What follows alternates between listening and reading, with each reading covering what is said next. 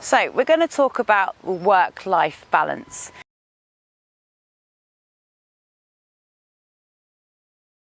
I'm Kate, I'm a personal trainer, and this whole question of the work-life balance is one that I think a lot of us are always trying to work out.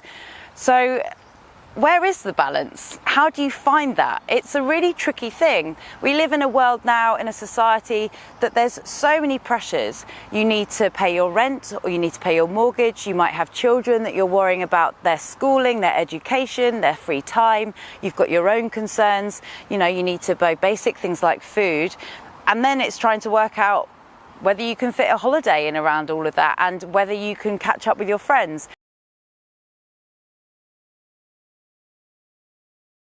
So the first one, time for yourself. This is so important. You spend so much of your time giving out energy to other people, whether that's in your work environment, whether it's with your family, your friends. When do you get that time to yourself to just do something for yourself, whether it's to read a book or to have a bath or to go to a yoga class or to go for a walk, or maybe it's to go out for a nice meal, whatever it is? Do you do that for yourself? Ask yourself that. Do you do that for yourself? It's so important to take that time where you can just refresh, where you can take that time to charge your batteries, to take some quiet time. There is so much stimulation around us now with our phones, with social media, with the TV, with everything like that, that we don't sometimes get that time to just be. So give yourself permission to do something for yourself. That's another thing that we don't always do. You don't give yourself that permission to say, I'm going to spend this hour doing what I want to do. And sometimes, of course, it's difficult if you have family, if you have children, if you've got all these other things that you need to worry about, if you're stressing about things like money, if you're stressing about your diet or your food or your nutrition. These things can lead to other knock-on effects. If you're stressing, it might be that you're starting to then also comfort eat. It might be that you're reaching for more alcohol than what you would do normally. It might be that you're not enjoying the time that you have with your family because you're stressing so much about it. So take that time to shut off from the world or whatever it is, to just be with yourself, to be comfortable with doing that, and to give yourself permission to do something that you really want to do.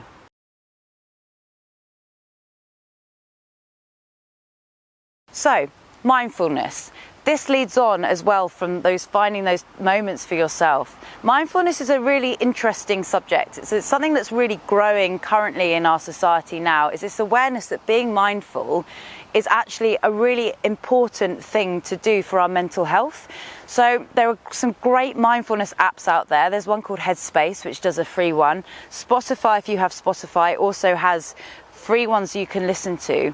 And what we find at the moment now is our brains are so overwhelmed by everything that goes out there in the world that it doesn't have that time to just decompress. And mindfulness helps us to kind of not detach from ourselves, but to be able to acknowledge the things that happen to us, the emotions that come out of us.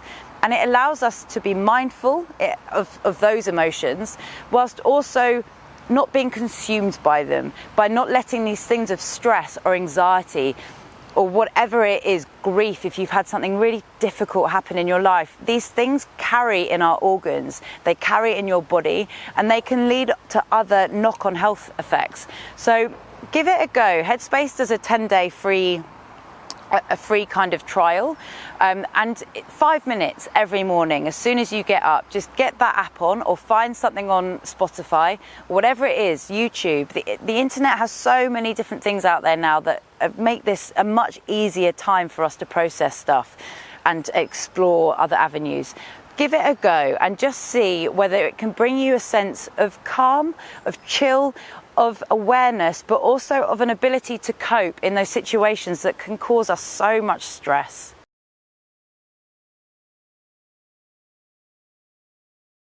Okay, priorities. What are your priorities in life? Is it to buy a house? Is it to have fun? Is it to spend time with your family? Whatever it is, it's so important that you're aware of these things, because sometimes if you're spending so much energy, like we talked about before, helping other people or looking after other people, if you're not prioritizing yourself as well, if you're not working out what's important to you, what happens 20 years down the line if you haven't fully explored all these options and you feel like you've missed out? So what is important to you? What makes you tick? What makes you happy? What doesn't make you happy? Find out what these things are. Think about them. Take a day where you maybe, or if you can't have a day, take 10 minutes where you can just have a think about what's important to you and jot it down. Make sure that you're finding time to go out with your friends to socialize. But conversely, don't overcommit yourself. Don't feel like you have to say yes to everything. It's okay to say no. It's okay to say, oh, actually, I'm busy that day, because you're spending time for yourself. Find that balance. If we're getting more stressed, you have increased levels of cortisol in your body, which have completely detrimental effects on the rest of your function, of your body's functions. And you might also be reaching, like we said before, for foods or for drinks that you wouldn't normally do, that actually, again, have that detrimental effect on you. So think about it. What are your priorities? What makes you happy? What doesn't make you happy? The things that don't make you happy, can you maybe cut them out a little bit? Spend time really taking that moment to appreciate your life, to think, is it that important, or do I need a holiday? Give yourself that permission to have fun in your life. It's finding that healthy balance between work and life.